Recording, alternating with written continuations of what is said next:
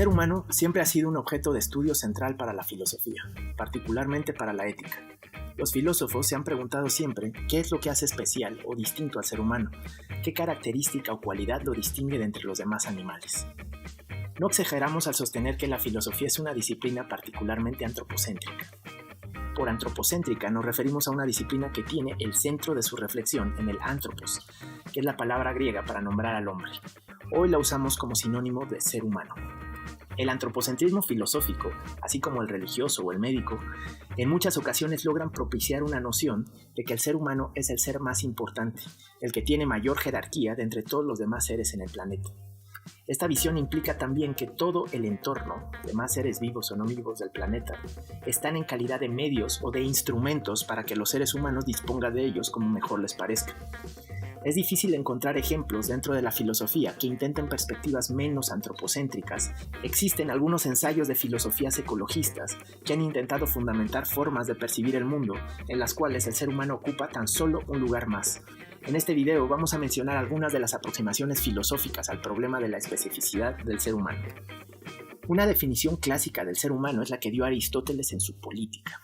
En ese texto, el filósofo Estagirita propone dos características fundamentales, la política y la palabra. Por eso, Aristóteles llama al ser humano el zoon politikon, con logos, es decir, el animal político que tiene palabra. Para Aristóteles puede haber otros animales gregarios o que viven en sociedad. Sin embargo, solo el ser humano es capaz de expresar con la palabra lo que considera bueno y malo, lo que considera justo e injusto, y por lo tanto es capaz de dialogar para darle forma a la organización política. Otra aproximación es la que defendió el filósofo ilustrado Immanuel Kant. Para Kant, solo el ser humano ha sido dotado de razón. Kant sostuvo que la animalidad humana, es decir, las características netamente animales del ser humano, eran muy básicas. No tenemos colmillos ni garras para defendernos de nuestros depredadores o atacar a nuestras presas. No tenemos suficiente pelo como los demás mamíferos o escamas como los reptiles para proteger nuestro cuerpo del clima o de posibles ataques. Sin embargo, tenemos la razón, y esta es capaz de suplir todas nuestras carencias como animales.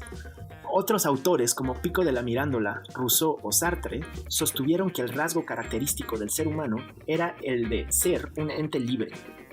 Sartre diría que todos los animales han sido determinados en su ser, es decir, que aún antes de llegar a existir, su esencia ya estaba dada. O bien, que son seres en quienes la esencia precede a la existencia. Un ejemplo de esto sería decir que aunque no haya nacido un lobo, podemos saber cómo va a ser ese lobo, cómo se va a comportar, qué va a comer, qué partes del mundo va a conocer, en fin.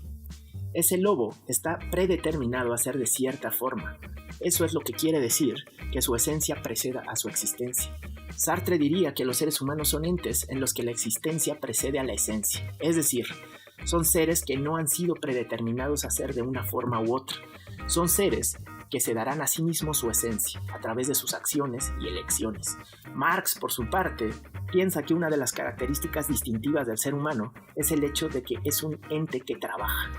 Para Marx, el trabajo del ser humano es específicamente distinto del de cualquier otro animal, en la medida en la que el ser humano modela subjetiva e idealmente su producto, y cuando finalmente lo realiza en el mundo, ha logrado objetivarse a sí mismo. Mientras que una abeja, al construir su panal, por ejemplo, solo ejecuta el designio que la naturaleza tiene para ella. La abeja, piensa Marx, no se imagina subjetivamente la celda del panal que le toca construir antes de construirla. Todas estas visiones son antropocéntricas. Y más allá de si estamos o no de acuerdo con que solo el ser humano tiene estas características, lo que nos interesa resaltar es que son visiones que en cierta medida justifican la instrumentalización de plantas, animales y demás seres vivos. Son posturas filosóficas que se han usado para legitimar el uso y la explotación indiscriminada de otros seres vivos. Pero habría que preguntar, ¿debería ser así? ¿Estamos dispuestos a suscribir posturas que utilizan como medios e instrumentos a otros seres vivos? ¿Tenemos derecho a hacerlo simplemente porque podemos? Hay algunos ejemplos de filósofos que han pensado distinto, filósofos que sostienen que ni la razón ni el discurso nos dotan de más derecho que a cualquier otro animal. Jeremías Bentham, por ejemplo, sostuvo que el hecho de ser capaces de sufrir o de sentir dolor es suficiente criterio de igualdad como para que no sea posible instrumentalizar a los animales. Peter Singer, el autor del libro Liberación Animal, recuperó el argumento de Bentham y lo utilizó para defender los derechos de los animales. Otro ejemplo sería el de Arne Naess, fundador de la ecología profunda, quien acuñó el término biocentrismo para sustituir el de antropocentrismo.